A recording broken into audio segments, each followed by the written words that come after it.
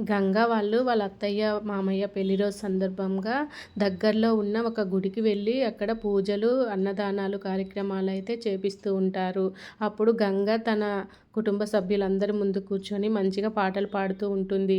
అక్కడికి చెంగయ్య పాపను తీసుకొని మహేష్‌తో వస్తాడనమాట. ఎందుకంటే వాళ్ళు వేరే అతని ద్వారా గంగని వెతకాలని చెప్పని అనుకుంటూ ఉంటారు. అప్పుడు అతను గుడి దగ్గరికి రండి, నేను అక్కడ ఉన్నానని చెప్పనైతే చెంగయ్యతో అంటూ ఉంటాడు.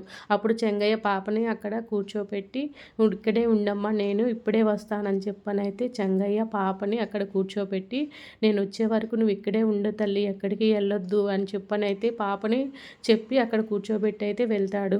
అప్పుడే ప్రసాదాలు పంచుతూ ఉంటుంది గంగ.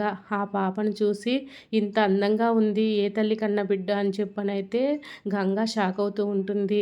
ఆ పాపకు చేతి మీద పుట్టుమచ్చ ఉండటం చూసి గంగ అయితే, ఈ పాపకున్న పుట్టుమచ్చ నా పాపకు కూడా ఉండింది కదా, నా పాప బతికి ఉంటే ఇట్లాగే ఇంత అందంగా ఉండేదేమో, ఇంత వయసు ఉండేదేమో అని చెప్పనైతే గంగ అనుకుంటూ ఉంటుంది.